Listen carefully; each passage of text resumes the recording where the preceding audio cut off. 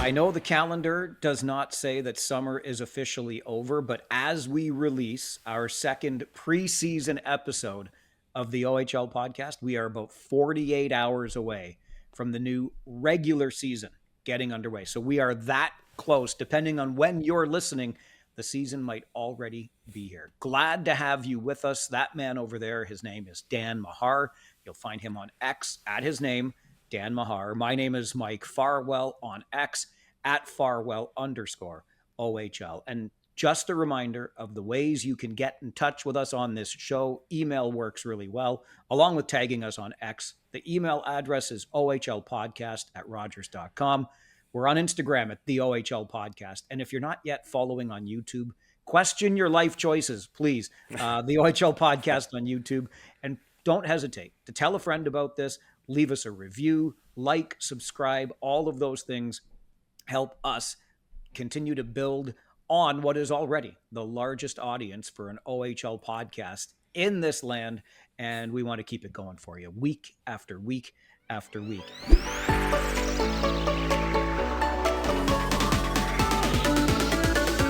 You know what, Dan? If this league wants to keep going year after year after year, it sounds as though you'd better be really serious as an owner, because word out of Peterborough this past week is a meeting with new OHL Commissioner Brian Crawford last season, and the commish made it pretty clear to the folks in Peterborough, the Peterborough Memorial Center is not up to OHL standards.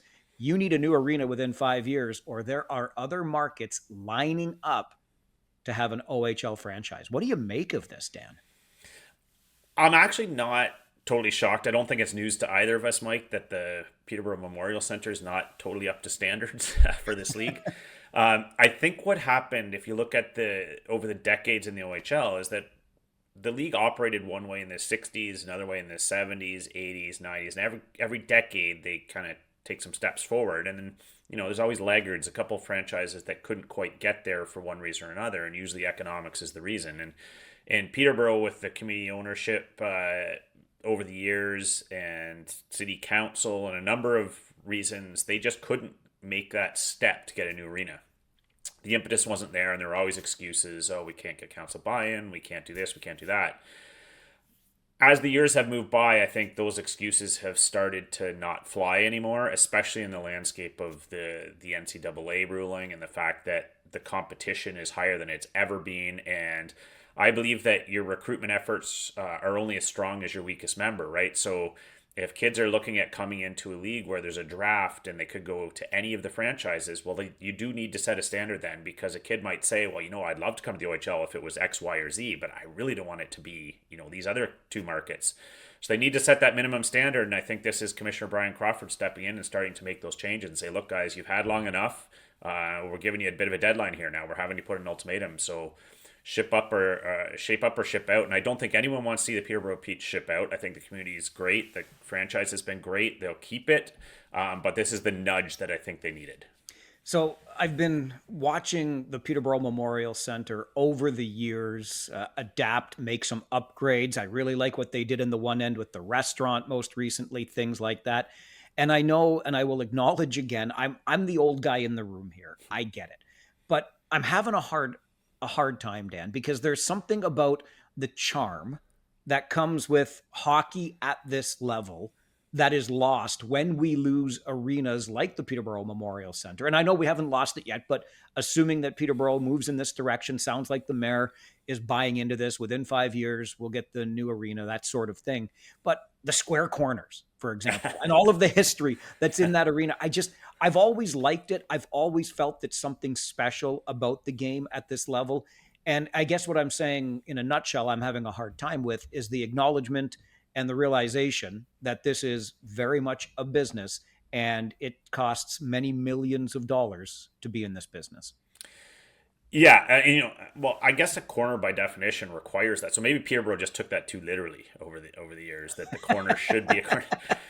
But to your point about the charm, I 100% understand that. As a fan of old school NHL arenas, I feel like all the new rinks that have all the amenities have lost some of that charm that they had, right? Some of that uniqueness, and sometimes you don't know which arena you're in. They all look the same. They all have similar features.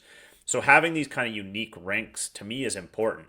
But I think look no further than our own backyard here in Kitchener, right, Mike, with the Memorial Auditorium, an older rink with tons of charm, tons of character, but constant upgrades, constant inputs, uh, and lots of money poured into that rink just again this offseason to really upgrade the amenities. So the Peterborough Memorial Center might just be a little bit too dated at this point. They might just say, there's no way we can pour money into upgrade this old facility. We need a new one, which is a decision you have to make.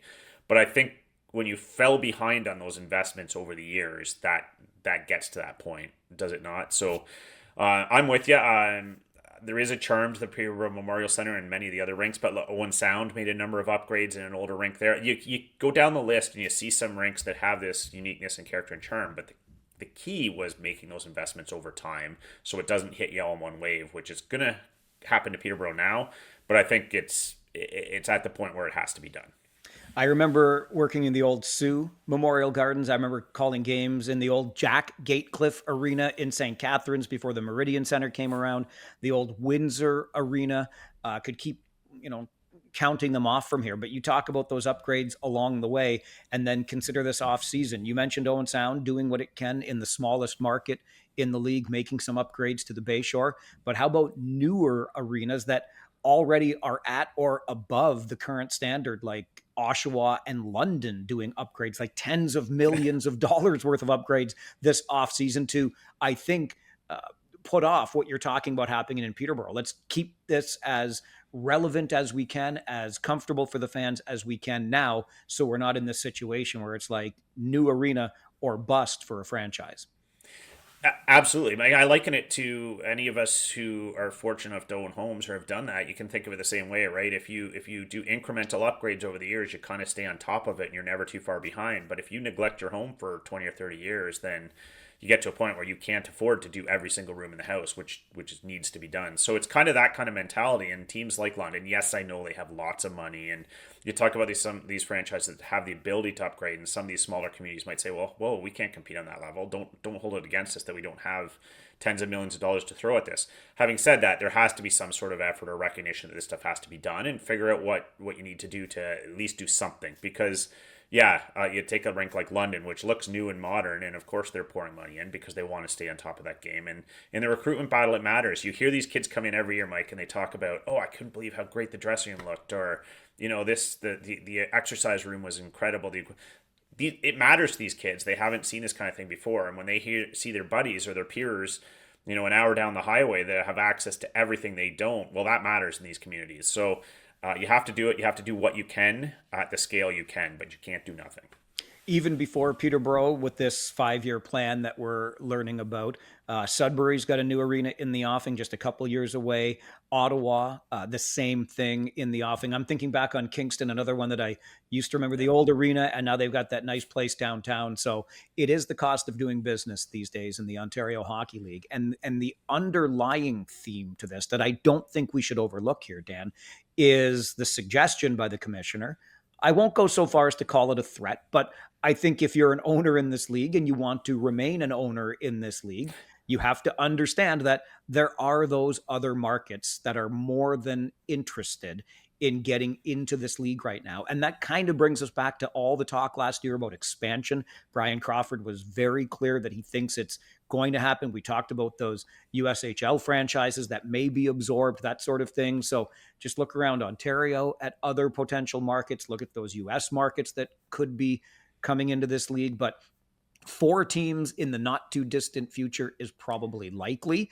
And if you don't have an up to par arena and or environment for the players, I think there are other suitors just waiting. I'll throw the New York State slash Niagara Falls area into things as another example of a market that is probably more than willing to step up to the OHL.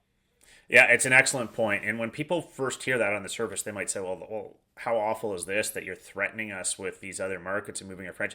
Well, no, I think it's just the reality. I mean, the league is having to say, no, this is where our league's at. This is the standard required. Either meet it or maybe the OHL is not for you. Because, like you said, it's the fact that so many other communities are anxious to jump in here tells you it's viable. There's money to be made. It's an endeavor that makes sense for the community. So as a league commissioner, when you're looking around and seeing that occur and say, well, we've got, not only do we have 20 franchises, we've got 4 or 5 more that are viable within the next few years. We've got all these parties that want to be involved. Well, then that gives you a little leverage to go back to the laggards and say, come on, guys, like we know this can work. We know there's a model here that we can make work in your community. Get on board or pass the baton to someone who will do it, because we know what our league is valued at and we know what we have to keep it valued at if we want to be viable in the overall landscape.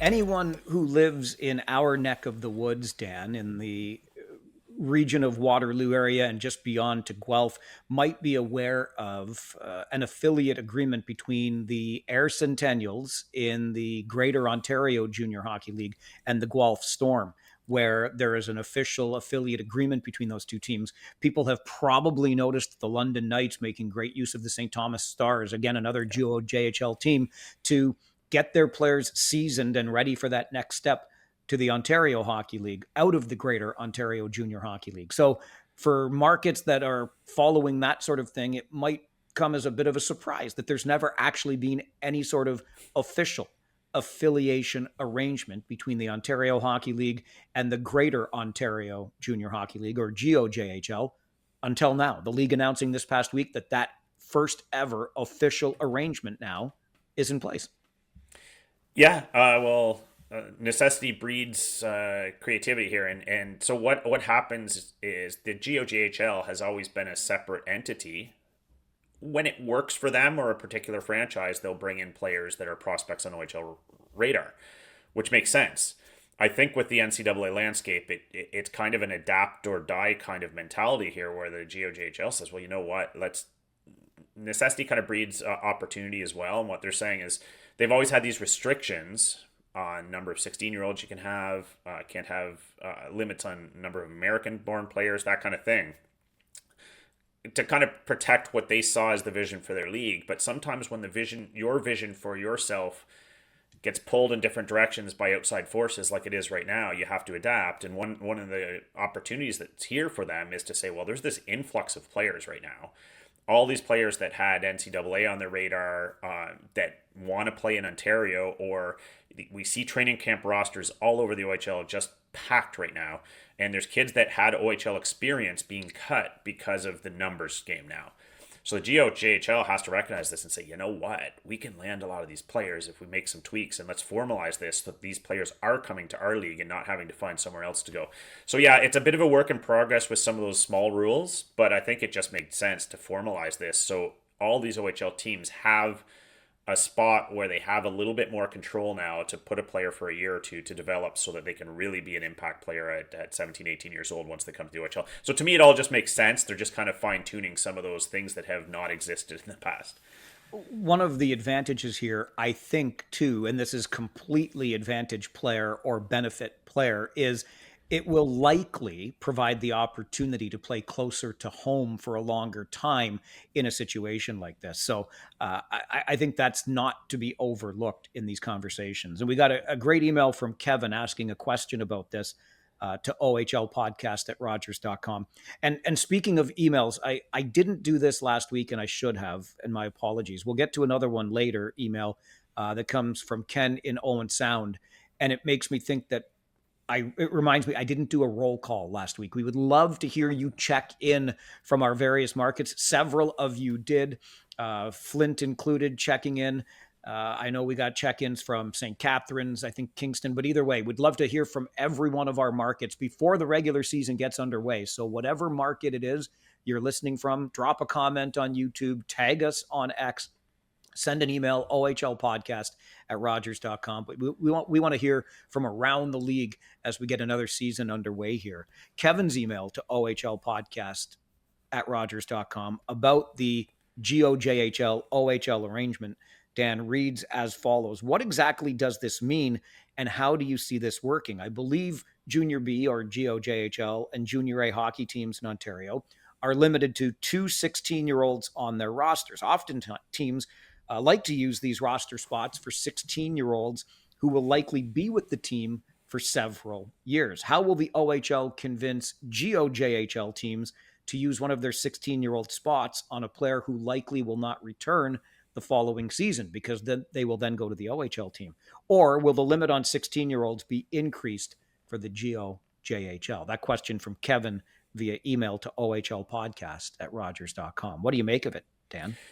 Yeah, well, it's a great question. Thanks for the email. And yeah, I think behind the scenes, a lot of these negotiations have had, we've seen the OHL adapt itself in terms of, increasing the number of imports allowed and making some allowances on a number of cards. Those kind of things happen behind the scenes all the time, and that's all that's going to happen with the GOJHL. So when you ask how is an OHL team going to convince someone to use a spot on a player that might only be there a year when they'd rather build players over time, I think they're seeing the balance here. And if you can get higher end players for a year or two, that still benefits your program. But so you might see tweaks in terms of the number of cards allowed for 16-year-olds. That's one step they'll make behind the scenes. But the other one, I mean, obviously with this formal agreement, you might get some support from the OHL as well. So, if you reserve X number of spots for OHL players with your affiliate team, there's a little bit of financial compensation that comes there, or access to resources, or you name it. But there's other ways they can sort of grease the wheels through this agreement, through this partnership, and it's kind of the rising tide lifts all boats concept. So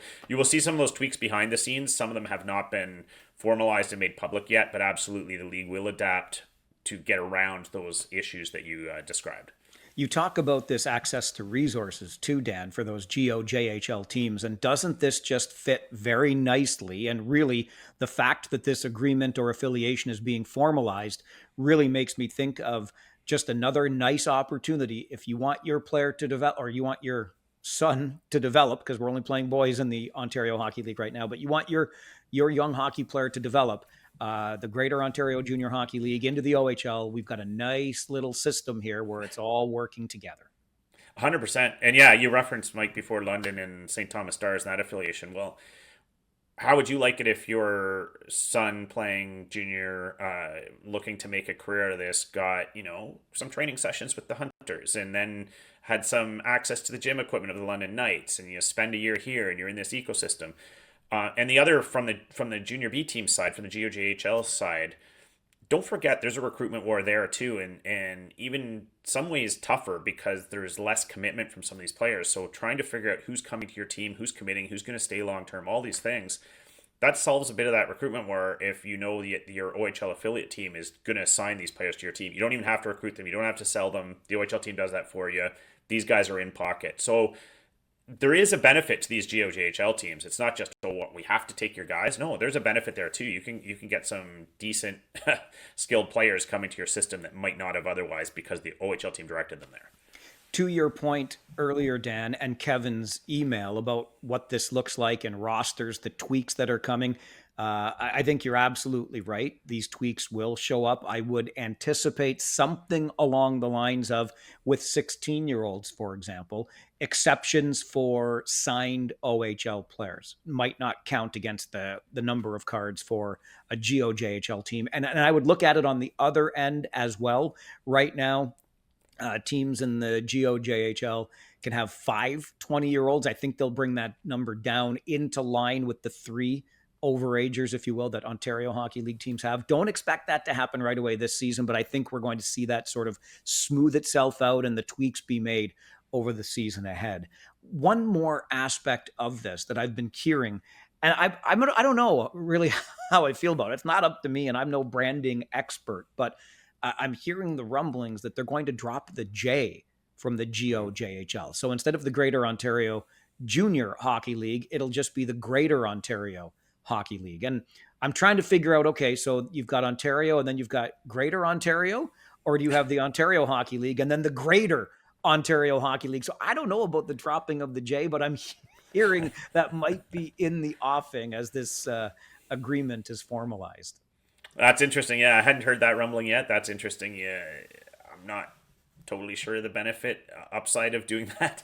I mean, the juniors are just a key identifier of what age group your league is, but um, that's up to them, I suppose, if they decide to make that. I'm not even sure that they've defined for us what Greater Ontario is, but we'll leave it at that. We just said that. I mean, earlier on in our region, the Air Centennials play in North Dumfries Township, which is within the region of Waterloo, which has the Kitchener Rangers in the OHL. So I don't know how North Dumfries becomes Greater Ontario versus Kitchener being in just Ontario, but we'll just leave that aside. If the J gets dropped from GOJHL, remember where you heard it first, okay? It was from Farwell and Mahar on the OHL podcast.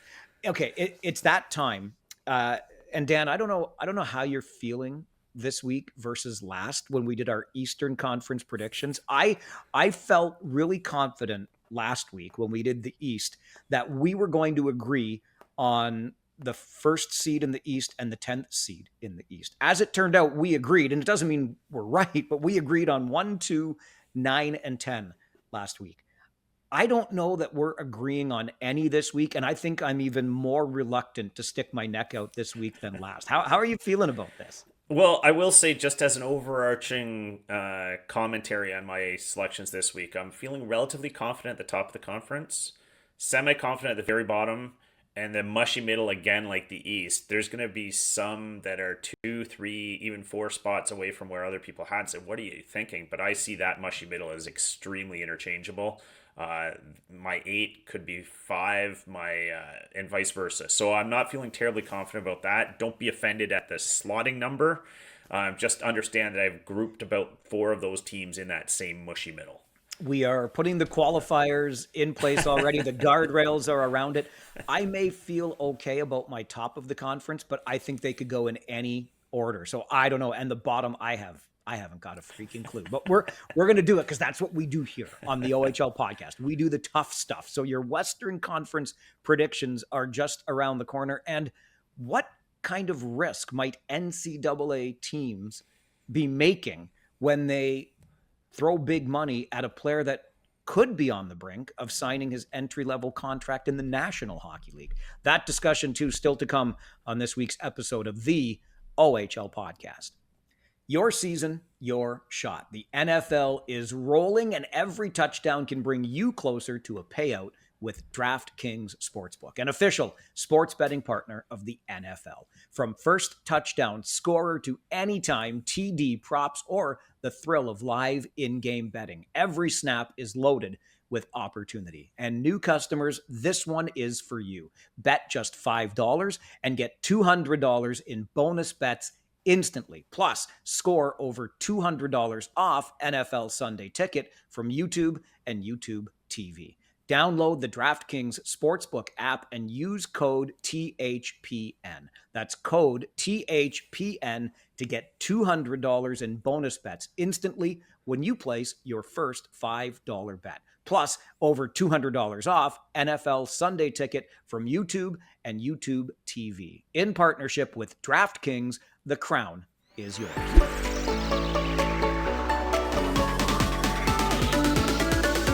Dan, it is time to stick your neck out. And I do mean way out. We put the qualifiers in place.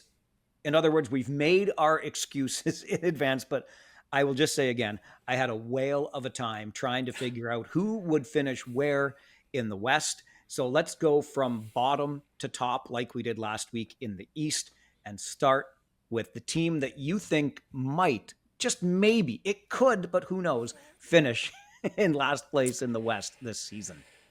Okay. Oh boy. Don't get mad, folks. No, I went at number 10, Mike, with the Erie Otters, and not that I think they're ever a bad hockey team, but some key losses there, a tough blow with Malcolm Spence going to the NCAA, team that was already on weakening last year based on after a couple runs. And I just felt they've lost a little bit too much firepower, a little bit of disarray there. I have them not a distant 10th, Mike, but I have them at 10.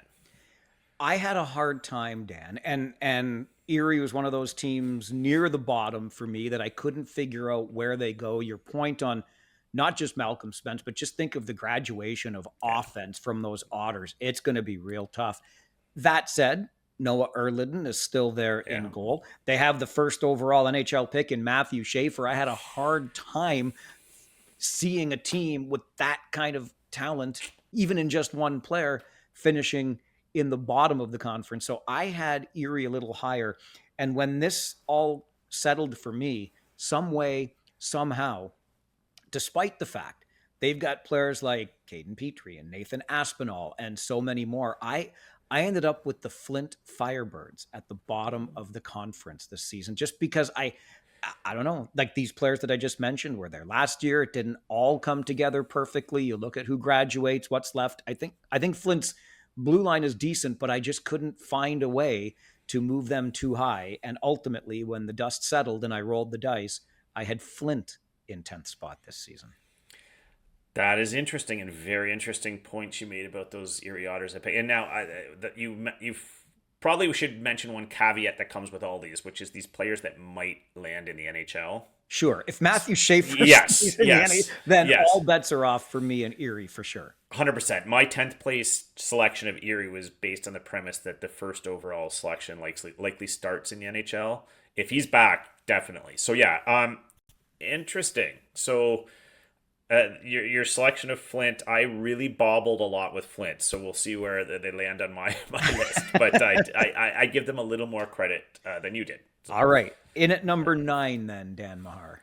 In at number 9, there's going to be another community in Michigan that's more upset with me than Flint. I have the Saginaw Spirit, again, based on the losses. Michael Misa starting in the NHL, I'm sure. Zane Parekh starting in the NHL, I'm sure. Already had endured significant hits last year after their Memorial Cup. And then, of course, Christian Epperson heading to the NCAA. Saginaw Spirit has been a terrific franchise of late. Great coaching.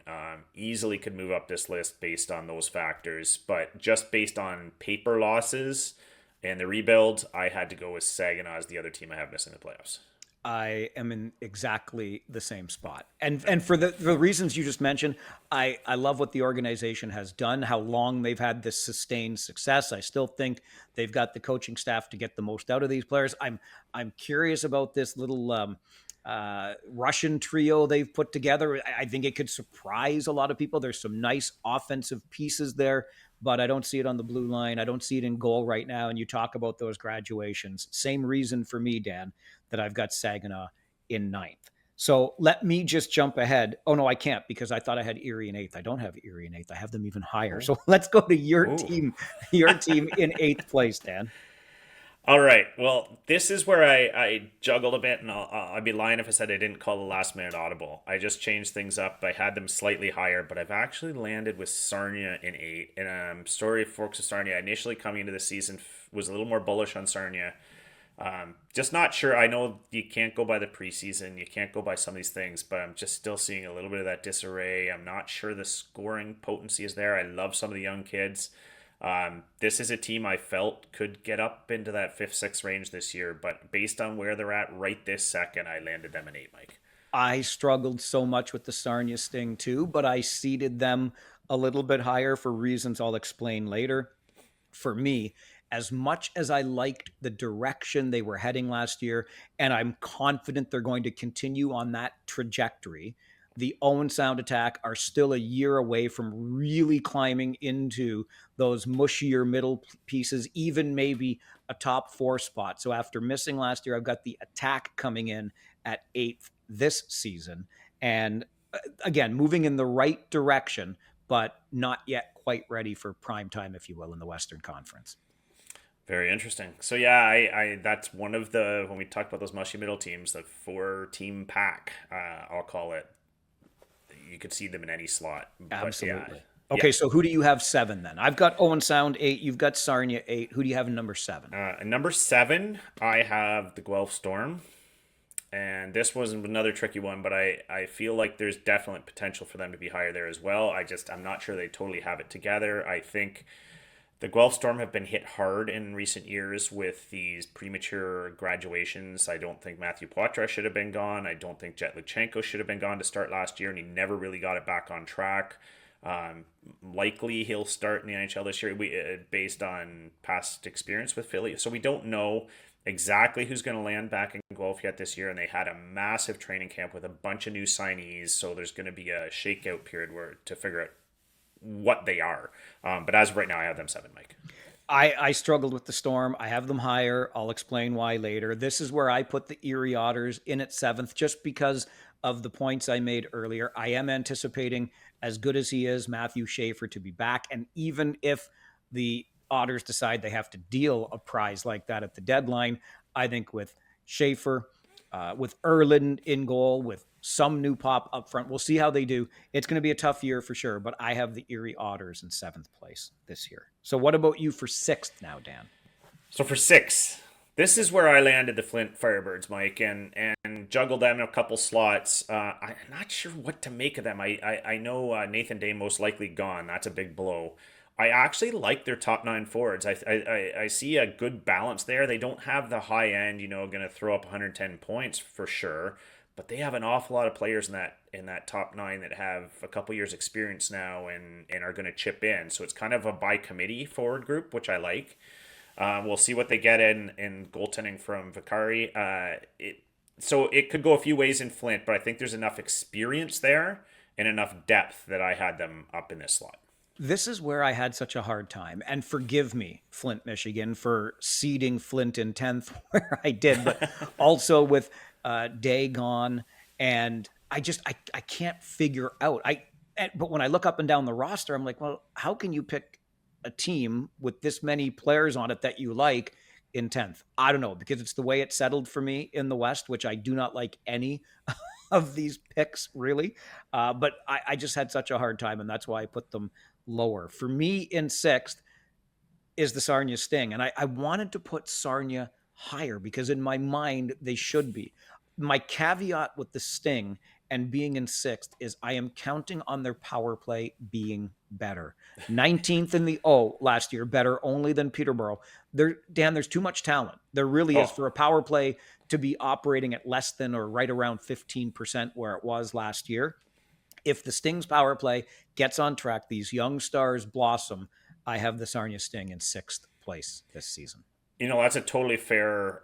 I'm actually hoping Beckham Edwards pops 40 and makes me look foolish because I think that could happen. And I actually wanted to predict them to be higher. And you're right. There's lots of young skill there. So by no means is that a stretch to me. All right. We're through the bottom 5. We agree only on the 9th position, Saginaw. Who, Dan, do you have in 5th place in the West?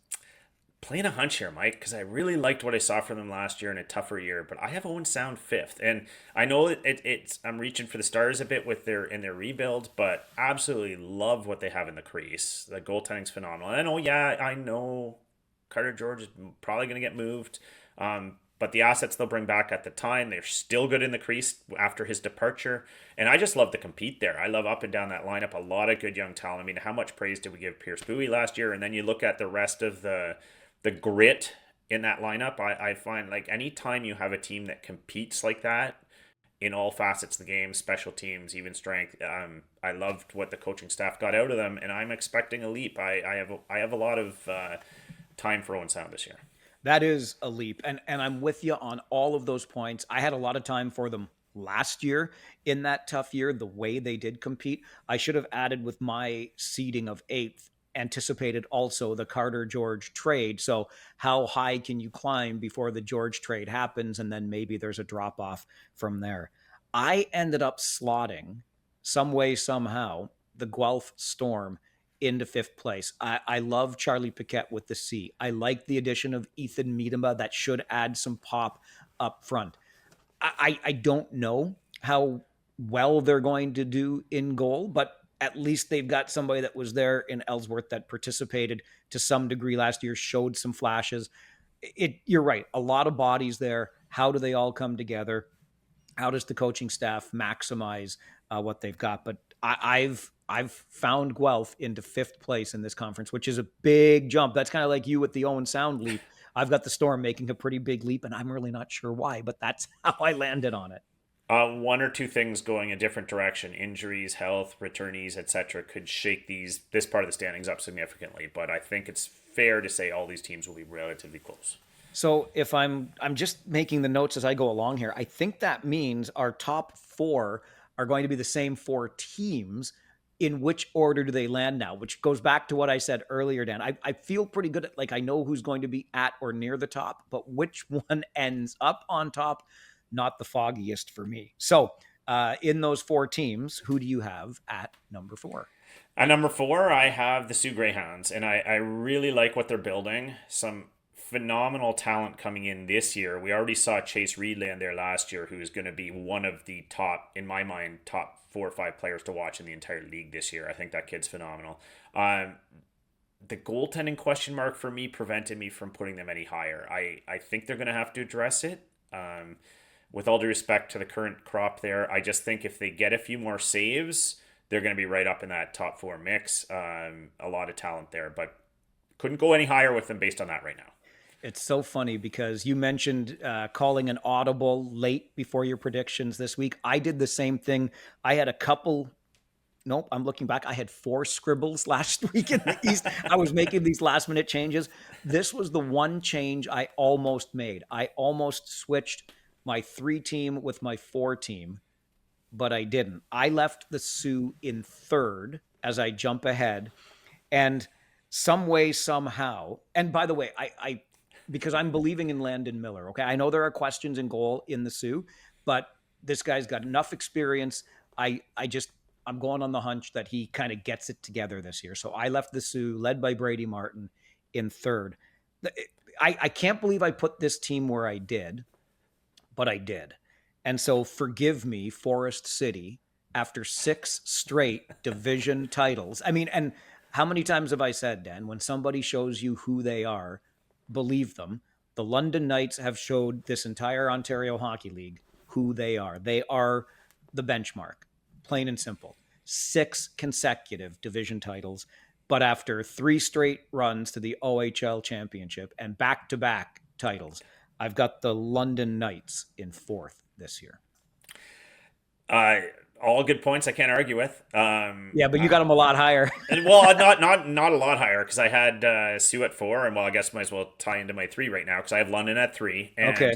I had a fan talking to me this summer saying, "Oh, it's gonna be nice. London's gonna be terrible next year. They lost." I'm like, "Who are you kidding? London's floor is 4 in the conference." Like, so in a down rebuilding year, they hit 4. So when I look at the potential. Obviously, some question marks there. Does Sam Dickinson return? I assume probably. Sam O'Reilly is going to step right into that leadership role. I've called for a while Logan Harry to be the breakout player of the year, probably in the OHL, or at least one of them. There's just too much talent there, and some of these guys we don't know these names they brought in, signing 3 veteran players in the overage roles. How often do you see that? And these guys are point of game players or top of lineup guys. London has a way of doing that, a way of developing. I expect maybe a bit of a slow start, and then boom, by November, top 3 team again. So I have London at 3.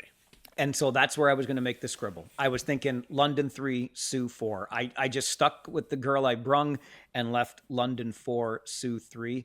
But Dan, you just touched on all of it. And I think Sam Dickinson's going to run the O show this year. I mean, he's going to be as dynamic a player as we've seen. What do the Knights get from Medvedev in goal? He certainly got the experience. Will he put up Austin Elliott type numbers? Likely not, but I don't think they're going to be hurting in goal. And the better he is, the better the team is overall. And along with the players you mentioned, do not overlook, do not forget the name Jackson Cover. This young man he's a hell of a story from roller hockey to ice hockey, and he's going to be a lot of fun to watch. So you're right. The floor is 4 if you're the London Knights. That's where I put them. You've got them at number 3, but to me, I was right until the last minute, almost switching those around. So I've got the Sioux at 3. You've got London at 3, which leaves the same 2 teams, Dan, 1, 2, but who gets 1 and who gets 2? Who do you have finishing second in the Western Conference, Dan Mahar? This was tough. And I will just quickly say I'm glad you mentioned Cover because you see London getting those players in the 4th and 5th round. It's like, who left him that long? Anyway. It just goes to show, just quickly, Yeah. like they beat the bushes. They are in every arena, whether it's ice or roller hockey, apparently, finding players. It's a phenomenal system. And pulling gems out of that. Yeah. So So yeah, going to two, Mike. This was really tough for me. I juggled with these two at the top of the conference. I think we can be pretty confident these are the two best teams right now. I wasn't sure which one to seed. At number two, I went with the hometown Kitchener Rangers. I mean, the depth is as good as I've ever seen it. It's top to bottom. You go down 8, 9 defensemen, you've got solid OHL defensemen. I'd say the top 8 could probably play top 4 minutes if needed. On forward, they have so much depth that 18-year-old skilled players like Cam Marquette and Hayden Ellis are going to have trouble getting lineup spots. You've just got a phenomenal amount of skill there. We haven't even seen Oscar Hemming yet coming in. The only thing that was a tiny question mark, well, two things, I guess. Goaltending, when you're replacing Jackson Parsons, the goaltending looks to me to be quite strong with San Jose pick Christian Kirsch and Jason Schabel. Should be in good hands. But when you take out like absolute goat like Parsons, you're going to see a drop off there. It's just how big is it? And then, of course, I'm not 100% sure about the top end on the offense. I think like Flint, when I described, you're going to get a lot of offense from a lot of places. You're going to get a lot of goals. I'm just not sure I see the elite scoring at the top end of that lineup. You're going to Jack Pridham, Christian Humphrey's going to put up a lot of points, but those two question marks were enough to for me to land them in second. So you're going to have Windsor in the top seed in the Western Conference. I'll let you explain that in a moment, because I'm sure every reason you're going to give would be the same rationale I'll give for Windsor being 2. But I'm going to go back to something I said a moment ago. When somebody shows you who they are, believe them. And while the track record is not as long as the London Knights and those 6 straight division titles, I would submit to you that this coaching staff right now with the Kitchener Rangers has gotten more out of this Rangers team the past couple of years than anybody expected them to get out of the team. And so we know what's happening under this coaching staff. We know the Rangers are returning a boatload of players from a season ago, so they should be able to hit the ground running, so to speak. I'm wearing a retro Kitchener Rangers shirt on YouTube. If you're watching there, you can see it. I've tipped my hand as to why I'm taking the Kitchener Rangers to win the Western Conference this year. Jack Pridham has the potential to score 40 or more. The blue line is stacked. I think Oscar Hemming, if Adam Valentini didn't want to come, Oscar Hemming will do just fine. I think he's going to be a huge part of the offense and dynamic, as you already mentioned, in goal. So I'm taking Kitchener to finish in first, but it was a back and forth. You could have flipped a coin if it was up to me between Kitchener and Windsor. The only reason I gave the Rangers the benefit is because, as much as I think Liam Greentree is going to be incredible to watch this year, what is Greentree without Protas? But I'll let you explain why you've got the Spits number 1, Dan. Yeah, I mean, it was such a coin toss for me, Mike. And I think with the Spits, you see a lot. Like, I thought Joey Costanzo took a huge step forward last year. And so I think they're really solid in net.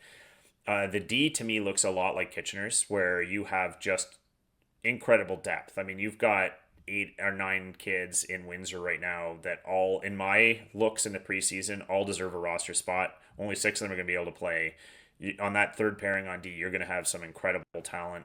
So I think the back end is all going to be able to move the puck and skate, and some veteran presence there. Almost to the point where some of the veterans might be looking over their shoulder with some of those younger players. Up front, very similar to Kitchener. The loss of Protas, huge. Huge opening there. I just think Liam Greentree is so dynamic. He's probably going to be my choice to win the scoring championship this year. So that high-end elite scoring ability on the forward ranks was just the tip for me that put them over the top, slightly ahead of Kitchener maybe in the preseason ranking, because we know they battle, we know they compete, we know they get great coaching, we know their power play is incredible. So yeah, it's a bit of a coin toss for me, but I just put them a tiny bit over because I don't see a Liam Greentree on Kitchener. For what it's worth, the league has sent out its preseason polling to members of the media, and I did pick Liam Greentree to win the scoring title this season. I mean, why wouldn't you? And even though I said earlier, what's Greentree without Protas? I think we know he's going to be a 120-ish point guy. He's going to lead this Windsor Spitfires. Ethan Belches healthy. I mean, so much to like. And again, for me, it was a coin flip, but I ended up giving Kitchener the benefit because of what we've seen the past 2 seasons when it wasn't expected. The question will be, can the Rangers now live up to those expectations that are definitely on them this season. But I go Kitchener 1, Windsor 2, you go Windsor 1, Kitchener 2. And interesting. So we've got the same top four, but in a different order. We seem to agree we know who the top four teams in the conference are going to be, but we only agree on Saginaw in ninth. And I think we all know what that means. If there's a preseason bet you can make on Saginaw not finishing ninth, then you should take that, because what are the chances Dan and I are right on that? Zero. The West, I would have thought this would be more cut and dried, Dan. And when I started getting into it, I'm like, I couldn't really tell you beyond those top four teams, and we can't even agree on the order they finish. Well, I would argue, I know we've only done these predictions formally for a couple years now, Mike, but I would argue this is probably the hardest season ever to do predictions in this league, just because of the influx of bodies, all the ones that are in some state of flux, going to school, going to pro, whatnot. We don't know what rosters look like, and on every given roster right now, there's 5-6 bodies we've never seen play much before. So a lot of question marks, very hard to predict. But the regular season is about to get underway, and all of this will make perfect sense by January or so. We're not yet done. On this final preseason episode of the OHL podcast, is there any reason for the NCAA to be concerned about the money they're putting up to get star players? And did the CHL just get petty about something? Dan and I will talk about it as we continue this week on the OHL podcast.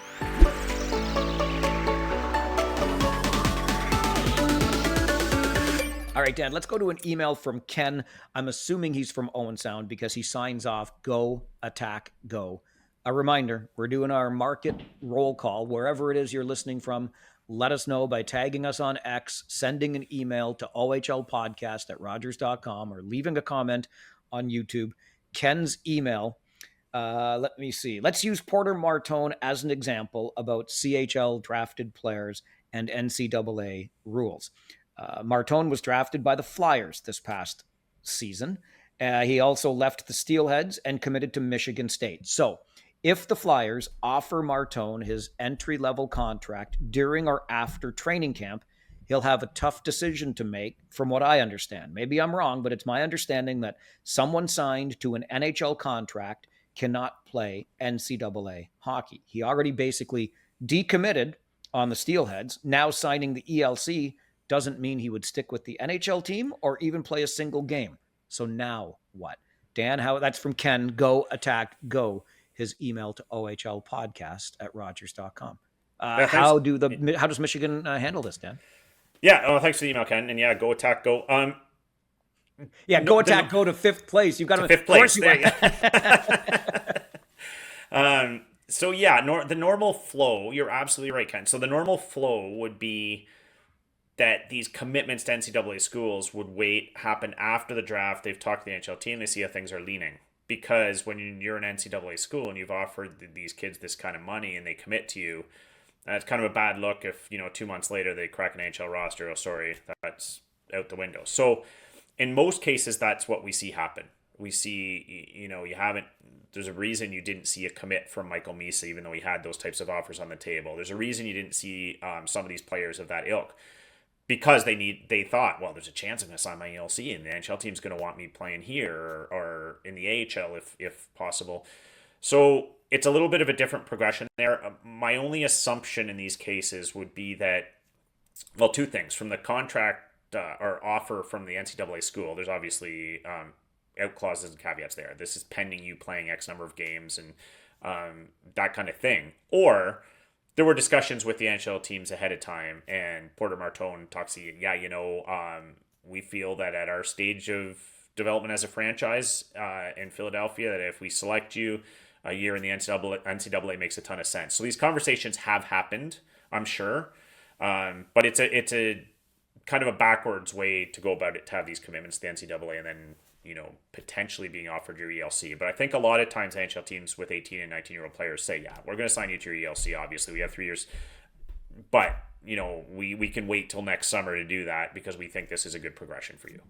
It's a great question, Ken, and it kind of gets into some more of the behind the scenes stuff. And I, like you, Dan, would be shocked if these conversations haven't already happened. Remember, there's a constant flow of communication between a player, a player's family, a player's camp, if you will, and the team that he's about to play for. So it's highly unlikely the numbers that we've been hearing NCAA schools offering are going to be at risk, those numbers, in any way by a player signing his entry level contract. So, I mean, I guess, yeah, the ultimate kick in the teeth would be if that contract is signed. Where does a guy like Porter Martone or any of these other players end up playing? But I don't think that would end up being the case just because of how much these teams are talking to one another. Both sides are talking to one another in behind the scenes. So, Yeah, absolutely. The agents have had these conversations. There's a lot more has gone on behind the scenes to kind of cover off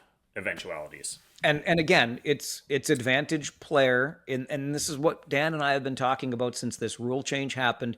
It is going to open up opportunity for players, and it's going to open up opportunity to make some money earlier than you otherwise might have made money. Don't ever forget, and I kind of dislike this part of the game, but we all recognize that's where we're at. It's somewhat connected to what we were talking about at the beginning, where if you want to be an OHL owner, you better have tens of millions of dollars in the bank and be ready to invest it, et cetera, et cetera.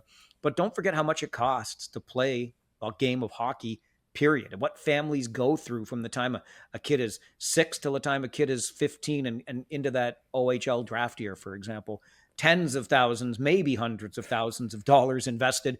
And if you get the chance to cash in on getting some of that back before, and I even hate saying this out loud, but just heaven forbid you suffer some sort of catastrophic injury before you make your next big contract or your first big contract in the National Hockey League. This offers that opportunity to players at a younger age before something terrible can happen. I never want to think of that or wish that, but just another sign of the business that's behind all of this. And if you can recoup some or all of that money that you already invested to get to this point, who is going to blame one person for doing that?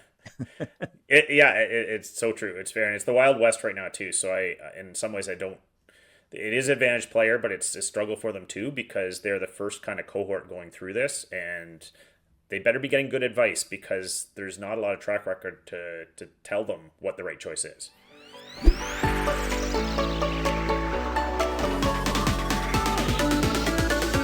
One more thing before we leave you this week and get you into the regular season. And this might be a little bit of inside baseball stuff, but when I came across it, I did raise an eyebrow, Dan, and that was the decision by the Canadian Hockey League this season to not offer media passes to NCAA scouts or coaches when they want to watch players in the Canadian Hockey League. This is a change on the part of the CHL. Now, granted, individual teams will still have the opportunity to do that if they want to on their own. But the timing of this smacks me as being a wee bit on the petty side on the part of the CHL, almost as if they're saying, you want to come in here and steal our players and throw all this money at them? Well, then we're going to make you pay $25 for a ticket if you want to do that. Yeah, I mean, it does reek of pettiness on the surface, and let's face it, there's been pettiness between these two entities for a long time, so it's not like this is new. On the surface, you'd love it for it to be a mutual respect scenario where this is two-way street. Yeah, no problem, we got you covered. This for these passes back and forth. I think in the current landscape, so I understand it's a bit of kind of two things at play here. So in the current landscape, these guys are up here, these scouts, gals and girls, whoever are up here to pilfer talent from you. So obviously there's a little bit of tension there. Yeah, we're going to comp you a ticket to come try and take our so there's a little bit of that dynamic. And from what I understand, it wasn't so much that, yeah, these guys are going to get in the building anyway, but it's in a couple markets, there was some concern that these guys were not abiding by rules. They were gaining access to players, in some cases walking right into dressing rooms. There's some behind the scenes stuff that was ruffling feathers, and the CHL kind of said, well, let's give this off to the franchise and you guys decide what access level you want to have and whatnot. You guys can make the call. So it looks like a bit of a handoff there.